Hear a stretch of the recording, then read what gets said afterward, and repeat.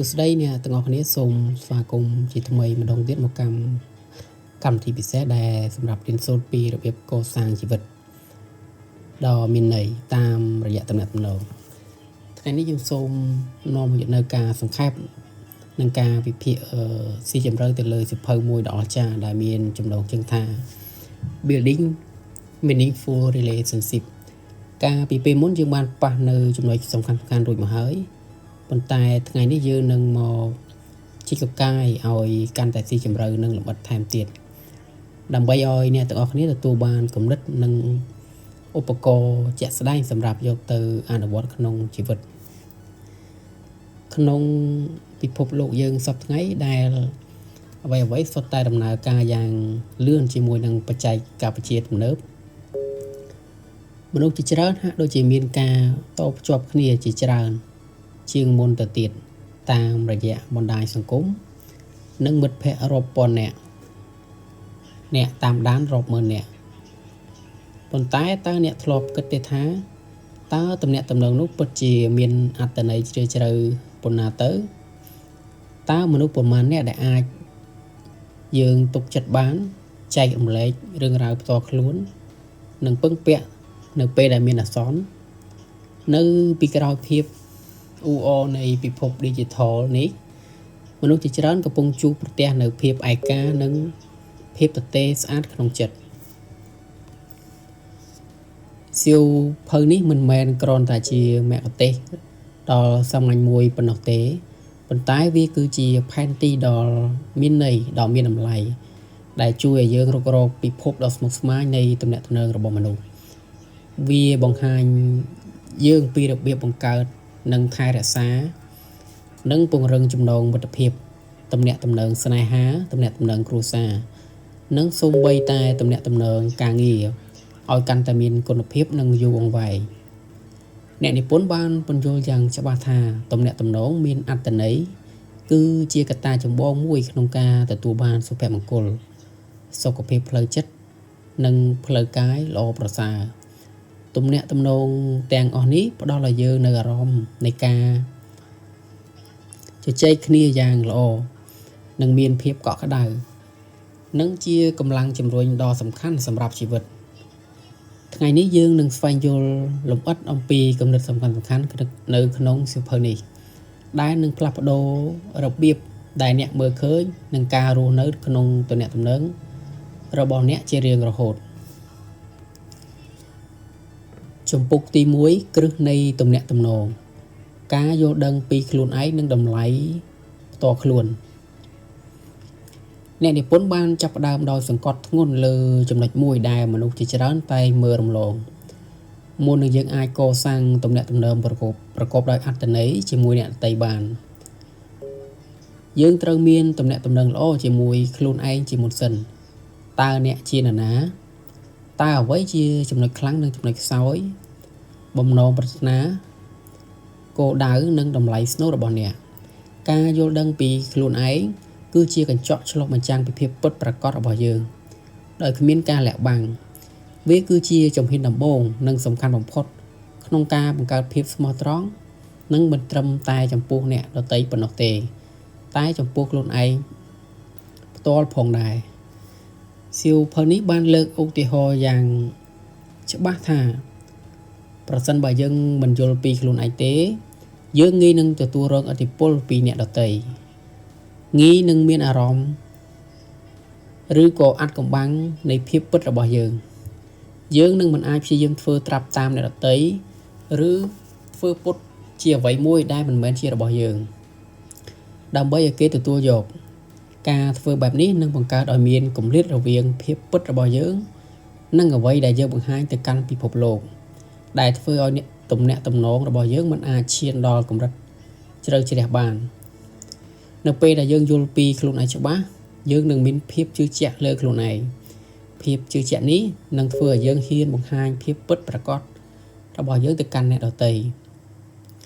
ដោយមិនភ័យខ្លាចការវិនិច្ឆ័យដែលជាកត្តាសំខាន់បំផុតក្នុងការកសាងភាពស្មោះត្រង់និងការទុកចិត្តគ្នាទៅវិញទៅមកអ្នកនិពន្ធក៏បានណែនាំពីវិធីសាស្ត្រមួយចំនួនដើម្បីបង្កើតការយល់ដឹងពីខ្លួនឯងដូចជា ការសរសេរកំណត់ហេតុសរសេរពីអារម្មណ៍គំនិតនិងបទពិសោធន៍ប្រចាំថ្ងៃរបស់អ្នកការឆ្លុះបញ្ចាំងខ្លួនឯងការចំណាយពេលគិតពីទង្វើនិងការសម្រេចចិត្តនិងប្រតិកម្មចំពោះស្ថានភាពផ្សេងៗការស្វែងរកមតិកែលម្អសួរមិត្តភ័ក្តិឬមនុស្សដែលអ្នកទុកចិត្តឲ្យប្រាប់ពីចំណុចខ្លាំងនិងចំណុចខ្សោយរបស់អ្នកការរៀនសូត្រការអានសៀវភៅការចូលរួមសិក្ខាការសាលាដើម្បីពង្រីកចំណេះដឹងនិងទស្សនវិស័យស្រមៃមើលមនុស្សម្នាក់កំពុងឈរមុខកញ្ចក់ហើយញញឹមយ៉ាងស្រស់ស្រាយនិងមានទំនុកចិត្តពេញលេញនាងមើលទៅហាក់ដូចជាបានរកឃើញនូវភាពស្ងប់ស្ងាត់នៅក្នុងការទទួលយកខ្លួនឯងទាំងស្រុងរូបភាពនេះតំណាងឲ្យការទទួលយកនិងការស្រឡាញ់ខ្លួនឯងទាំងស្រុងនេះជាចំណុចចាប់ផ្ដើមដ៏រឹងមាំសម្រាប់ទំនាក់ទំនងទាំងអស់ព្រោះវានៅពេលដែលយើងស្រឡាញ់ខ្លួនឯងទើបយើងអាចស្រឡាញ់អ្នកដទៃបានពិតប្រាកដចំពោះទី2ធាតុផ្សំសំខាន់នៃទំនាក់ទំនងមានអត្ថន័យបន្ទាប់ពីមានគ្រឹះដ៏រឹងមាំហើយសៀវភៅនេះបានបង្ហាញពីធាតុផ្សំសំខាន់ដែលធ្វើឲ្យទំនាក់ទំនងមួយពិតជាមានតម្លៃនិងយូរអង្វែងអ្នកនិពន្ធបានរៀបរាប់យ៉ាងលម្អិតពីគុណសម្បត្តិសំខាន់មួយចំនួនដែលជាសសរស្តម្ភនៃទំនាក់ទំនងដែលមានសុខភាពល្អមួយការទុកចិត្តនេះប្រៀបបាននឹងខ្យល់ដង្ហើមនៃទំនាក់ទំនងបើគ្មានការទុកចិត្តទេទំនាក់ទំនងនឹងមិនអាចរស់រានមានជីវិតបានឡើយ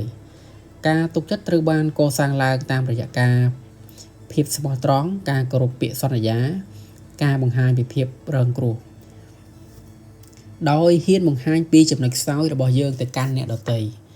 និងការរក្សាសម្ងាត់របស់គ្នាទៅវិញទៅមកវាត្រូវចំណាយពេលយូរដើម្បីកសាងប៉ុន្តែអ្នកអាចបាត់បង់ត្រឹមតែមួយប្រពេចភ្នែកការទុកចិត្តគ្នាមិនមែនគ្រាន់ជាការជឿជាក់ថាដៃគូនឹងមិនក្បត់យើងនោះទេតែគឺជាការជឿជាក់ថានៅពេលដែលយើងជួបការលំបាកគេនឹងមកនៅក្បែរយើងជានិច្ចការប្រស្រ័យតាក់ទងដោយមិនបើកចំហនិងភាពស្មោះត្រង់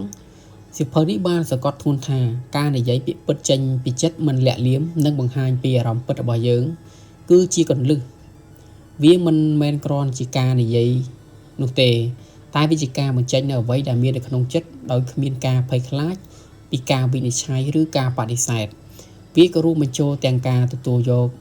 នៅភាពពិតដែលឈឺចាប់ផងដែរប្រសិនបើវាជាការពិតការប្រស្រ័យតាក់ទងដ៏ល្អក៏ទាមទារឲ្យមានការកំណត់ព្រំដែនច្បាស់លាស់ផងដែរដើម្បីការពារទំនាក់ទំនងពីការបំពានឬការបាត់បង់ការគោរពគ្នាទៅវិញទៅមកនេះមានន័យថាយើងត្រូវឲ្យតម្លៃលើភាពខុសប្លែកគ្នាគំនិតទស្សនៈជំនឿនិងសេរីភាពផ្ទាល់ខ្លួនរបស់អ្នកដទៃឬមិត្តភ័ក្តិរបស់យើងការគោរពមិនមែនមានន័យថាត្រូវតែយល់ស្របគ្រប់យ៉ាងនោះទេតែជាការទទួលស្គាល់សិទ្ធិរបស់គេក្នុងការគិតនិងធ្វើអ្វីមួយដែលពួកគេជឿថាត្រឹមត្រូវដរាបណាអ្នកមិនប៉ះពាល់ដល់យើងឬអ្នកដទៃការគោរពបញ្ចូលទាំងការឲ្យតម្លៃទៅលើពេលវេលាធម៌ពលនិងអារម្មណ៍របស់គេផងដែរ4ការយល់ចិត្តនេះគឺជាសមត្ថភាពក្នុងការដាក់ខ្លួននៅក្នុងស្បែករបស់មនុស្សម្នាក់ទៀតដើម្បីយល់ពីអារម្មណ៍បទពិសោធន៍និងទស្សនៈរបស់គេការយល់ចិត្តមិនមែនគ្រាន់ជាការអាណិតអាសូរដែលគ្រាន់តែមានអារម្មណ៍សោកស្ដាយចំពោះអ្នកដទៃនោះទេតែគឺជាការតភ្ជាប់ផ្លូវអារម្មណ៍ដ៏ជ្រាលជ្រៅដែលធ្វើឲ្យអ្នកដទៃមានអារម្មណ៍ថាត្រូវបានគេយល់និងឲ្យតម្លៃនៅពេលដែលយើងមានការយល់ចិត្តយើងនឹងអាចឆ្លើយតបទៅនឹងតម្រូវការអារម្មណ៍របស់គេបានកាន់តែប្រសើរដែលពង្រឹងទំនាក់ទំនងឲ្យកាន់តែស្អិតរមួតយើងចូលមកដល់ជំពូកទី3សិល្បៈនៃការស្ដាប់សកម្មនិងការប្រស្រ័យតាក់ទងមិនមែនពាក្យសម្ដីសៀវភៅនេះបានលាតត្រដាងថាការប្រស្រ័យតាក់ទងមិនមែនគ្រាន់ជាការនិយាយនោះទេតែជាការស្ដាប់ដែលមានចំណេញមួយដែលមនុស្សជាច្រើនខ្វះខាតក្នុងយុគសម័យព័ត៌មានលឿនរហ័សនេះការស្ដាប់សកម្មគឺជាការស្ដាប់យកចិត្តទុកដាក់បំផុតផ្ដោតទាំងស្រុងទៅលើអ្នកនិយាយមិនរំខាននិងមិនវិនិច្ឆ័យ និងព្យាយាមយល់ពីសាររបស់គេដែលចង់និយាយឲ្យបានស៊ីជម្រៅទាំងន័យត្រង់និងន័យធៀបវាទាមទារឲ្យយើងសួរសំណួរដើម្បីបញ្ជាក់ឆ្លុះបញ្ចាំងពីអ្វីដែលយើងបានឮនិងបង្ហាញពីការយកចិត្តទុកដាក់ពិតប្រាកដតាមរយៈការងក់ក្បាលការសម្លឹងមើលភ្នែកនិងការប្រើប្រាស់ពាក្យសម្ដីតបការស្ដាប់សកម្មធ្វើឲ្យអ្នកនិយាយមានអារម្មណ៍ថាត្រូវបានគេឲ្យតម្លៃនិងយល់ក្រៅពីពាក្យសម្ដីការប្រស្រ័យទាក់ទងមិនមែនជាសម្ដីក៏ដើរតួនាទីយ៉ាងសំខាន់ក្នុងការបញ្ជូនសារអ្នកនិពន្ធបានបញ្យល់ថាច្រើនជាង 70% នៃសាររបស់យើងត្រូវបានបញ្ជូនតាមរយៈកាយវិការទឹកមុខនិងការសម្លឹងមើលភ្នែកសម្លេងនិងឥរិយាបថរបស់យើងឧទាហរណ៍ការដែលឆ្លងដៃអាចបង្ហាញពីការបិទបាំងអារម្មណ៍ឬការមិនពេញចិត្តរីឯការបើកដៃបង្ហាញពីភាពបើកចំហនិងស្វាគមន៍ទឹកមុខញញឹមបង្ហាញពីភាពរួសរាយរាក់ទាក់ចំណែកឯទឹកមុខជូរអាចបង្ហាញពីការមិនសប្បាយចិត្តការសម្លឹងមើលភ្នែកដោយផ្ទាល់អាចបង្ហាញពីភាពស្មោះត្រង់និងការយកចិត្តទុកដាក់ខណៈការគេចវេះពីការសម្លឹងមើលភ្នែកអាចបង្ហាញពីភាពភ័យខ្លាចឬលាក់បាំងសៀវភៅបានណែនាំថាយើងត្រូវយកចិត្តទុកដាក់ទាំងអ្វីដែលគេនិយាយនិងអ្វីដែលគេមិននិយាយដើម្បីយល់ពីសារពេញលេញដែលគេចង់បង្ហាញដើម្បីកែលម្អចំណេញនេះអ្នកនិពន្ធបានណែនាំអនុវត្តការស្ដាប់ដោយគ្មានការរំខានបិទទូរស័ព្ទបិទទូរទស្សន៍នៅពេលដែលអ្នកនិយាយជាមួយអ្នកដទៃសួរសំណួរបើកចំហសំណួរដែលទាមទារឲ្យមានការឆ្លើយលម្អិតមិនមែនគ្រាន់តែឆ្លើយបាតនោះទេការយកចិត្តទុកដាក់លើភាសាកាយវិការសង្កេតមើលកាយវិការនិងទឹកមុខរបស់គេបុរសម្នាក់កំពុងងក់ក្បាលដោយយកចិត្តទុកដាក់ខណៈស្ត្រីម្នាក់កំពុងនិយាយយ៉ាងចិត្តទុកដាក់ដៃរបស់បុរសនោះក៏លើកដាក់លើតុបើកចំហហើយទឹកមុខរបស់ពួកគេទាំងពីរបង្ហាញពីការយកចិត្តទុកដាក់និងការយល់ចិត្តគ្នានេះជាគំរូនៃការស្ដាប់សកម្មនិងការប្រស្រ័យទាក់ទងប្រកបដោយប្រសិទ្ធភាពដែលធ្វើឲ្យភាគីទាំងពីរមានអារម្មណ៍ថាត្រូវបានគេគោរពនិងយល់ចំពុក4ការដោះស្រាយជម្លោះប្រកបដោយប្រសិទ្ធភាពគ្មានទំនាក់ទំនងណាមួយដែលគ្មានជម្លោះនោះទេជម្លោះគឺជាផ្នែកមួយនៃធម្មជាតិនៃអន្តរកម្មរបស់មនុស្សហើយជារឿយៗវាអាចផ្ដល់ឱកាសសម្រាប់ការលូតលាស់និងការយល់ដឹងពីកាន់តែស៊ីជម្រៅអំពីគ្នាទៅវិញទៅមកប្រសិនបើយើងចេះដោះស្រាយវាបានល្អត្រឹមត្រូវអ្វីដែលសំខាន់គឺប្រៀបបានដែលយើងដោះស្រាយវាសៀវភៅនេះបានផ្ដល់យុទ្ធសាស្ត្រសំខាន់ដើម្បីប្រែក្លាយជម្លោះទៅជាឱកាសពង្រឹងទំនាក់ទំនងកំណត់បញ្ហាច្បាស់លាស់និងផ្ដោតលើបញ្ហាមិនមែនលើបុគ្គលនៅពេលដែលមានជម្លោះកុំវិប្រហាបុគ្គលលក្ខណៈឬគុណសម្បត្តិរបស់ដៃគូនោះទេត្រូវតែផ្ដោតលើបញ្ហាជាក់លាក់ដែលកំពុងតែកើតឡើងប្រើប្រាស់សេចក្តីថ្លែងការណ៍ដែលចាប់ផ្ដើមដោយខ្ញុំមានអារម្មណ៍ថាជំនួសឲ្យអ្នកតែងតែដើម្បីបង្ហាញអារម្មណ៍របស់យើងដោយមិនចោទប្រកាន់អ្នកដទៃស្ដាប់ដោយបើកចិត្តនិងយល់ពីទស្សនៈរបស់ភាគីម្ខាងទៀតព្យាយាមយល់ពីមូលហេតុដែលភាគីម្ខាងទៀតមានអារម្មណ៍ឬគិតបែបនោះទោះបីយើងមិនយល់ស្របក៏ដោយការយល់ដឹងពីទស្សនៈរបស់គេគឺជាជំហានដំបូងដើម្បីស្វែងរកដំណោះស្រាយសៀវភៅនេះបានណែនាំឲ្យយើងសួរសំណួរដូចជាតើអ្នកមានអារម្មណ៍យ៉ាងណាឬតើអ្វីដែលធ្វើឲ្យអ្នកគិតបែបនេះ3ស្វែងរកដំណោះស្រាយឈ្នះគោលដៅគឺមិនមែនដើម្បីយកឈ្នះនោះទេតែដើម្បីរកដំណោះស្រាយដែលភាគីទាំងពីរទទួលយកបាននិងមានអារម្មណ៍ថាត្រូវឲ្យគេឲ្យតម្លៃនោះទាមទារឲ្យមានការសម្របសម្រួលនិងការចរចាជួនកាលយើងត្រូវលះបង់បន្តិចបន្តួចដើម្បីរក្សាទំនាក់ទំនងឲ្យគង់វង្ស4រក្សាភាពស្ងប់ស្ងាត់និងគ្រប់គ្រងអារម្មណ៍នៅពេលដែលអ្នកមានអារម្មណ៍ឡើងខ្ពស់យប់ល្អគួរតែសម្រាប់បន្តិចសិនរួចត្រឡប់មកនិយាយគ្នានៅពេលដែលមានអារម្មណ៍ធូរស្រាលវិញកុំនិយាយដោយប្រើកំហឹងព្រោះពាក្យសម្ដីដែលចេញមកនៅពេលខឹងងាយនឹងធ្វើឲ្យប៉ះពាល់អារម្មណ៍អ្នកដទៃនិងធ្វើឲ្យស្ថានភាពកាន់តែអាក្រក់ការដកដង្ហើមវែងដើរលេងបន្តិចធ្វើសមាធិអាចជាមួយផ្នែកដែលអាចជួយយើងបានដែរ5រៀនអភ័យទោសនិងការលះបង់ការអភ័យទោសគឺជាគន្លឹះសំខាន់ក្នុងការបន្តទៅមុខការគំនុំក្នុងចិត្តធ្វើឲ្យប៉ះពាល់ដល់ខ្លួនឯងនិងទំនាក់ទំនងវាជាការរំដោះខ្លួនឯងចេញពីបន្ទុកផ្លូវចិត្ត ការលះបង់មានន័យថាមិនរំលឹកកំហុសចាស់ឡើងវិញនៅពេលដែលមានចំនួនថ្មី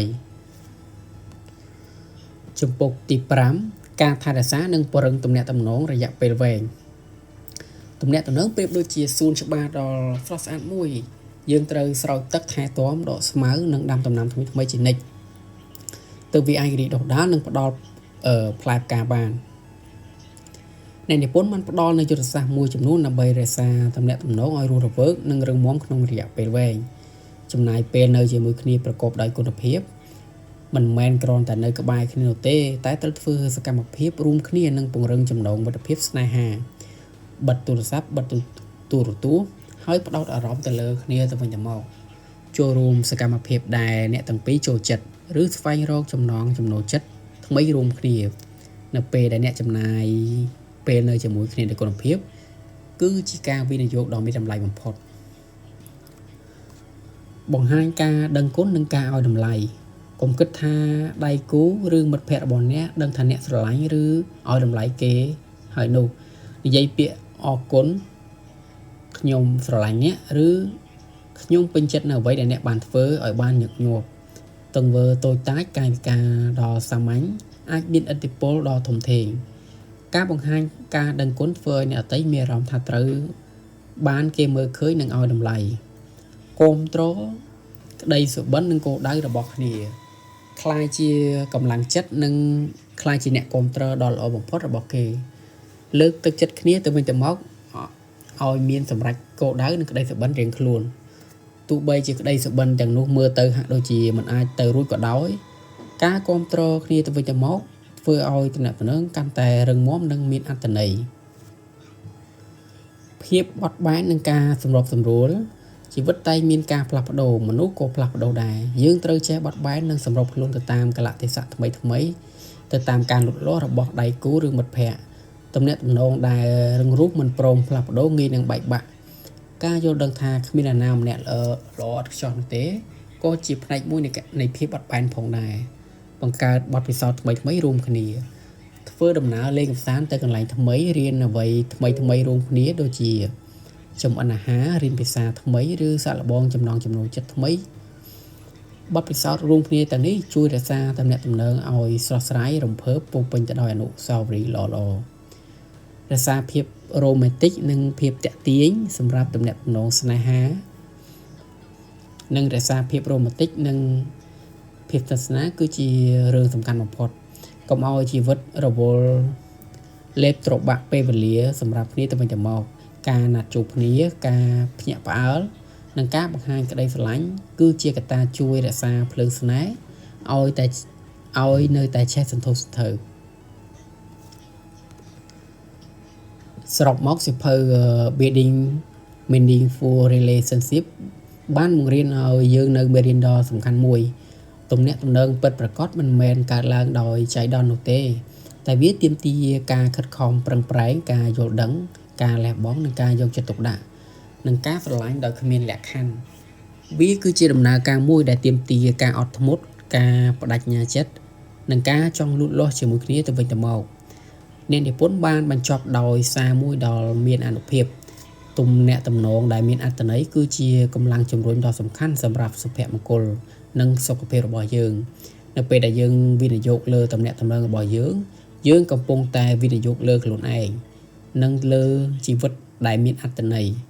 វាមិនមែនគ្រាន់ជាការមានមនុស្សនៅក្បែរខ្លួននោះទេវាជាការដែលមានមនុស្សយល់គោរពស្រឡាញ់និងគាំទ្រយើងខ្ញុំសង្ឃឹមយ៉ាងមុតមមថាការសង្ខេបដល់លម្អិតនិងវែងនេះផ្ដល់នូវការយល់ដឹងថ្មីបំផុសគំនិតនិងគឺជាផែនទីផ្លូវដល់ជាក់ស្ដែងដល់អ្នកស្ដាប់ទាំងអស់គ្នាសូមកុំបង្អង់យូរសូមចាប់ផ្ដើមអនុវត្តគន្លឹះទាំងនេះទៅក្នុងជីវិតប្រចាំថ្ងៃរបស់អ្នកចូលចាប់ផ្ដើមពីខ្លួនឯងជាមុនសិនបន្ទាប់មកទៅកាន់មនុស្សជាទីស្រឡាញ់របស់អ្នកនឹងមើលឃើញភាពផ្លាស់ប្ដូរដ៏អស្ចារ្យដែលកើតឡើងក្នុងទំនាក់ទំនងរបស់អ្នកនិងជីវិតទាំងមូលរបស់អ្នកសូមចាំថាជីវិតដែលគ្មានទំនាក់ទំនងប្រកបដោយអត្ថន័យគឺប្រៀបបានដូចជាសួនច្បារដែលគ្មានផ្កាគ្មានពណ៌ស្រស់ឆើតឆាយនិងគ្មានជីវិតសូមអរគុណយ៉ាងជ្រាលជ្រៅសម្រាប់ការតាមដានស្ដាប់កម្មវិធីតាំងពីដើម រហូតដល់ចប់សូមជូនពរអ្នកទាំងអស់គ្នាឲ្យមានតំណែងទំនងពោពេញដោយសេចក្តីស្រឡាញ់សុភមង្គលនិងអត្ថន័យជួបគ្នានៅសប្តាហ៍ក្រោយទៀត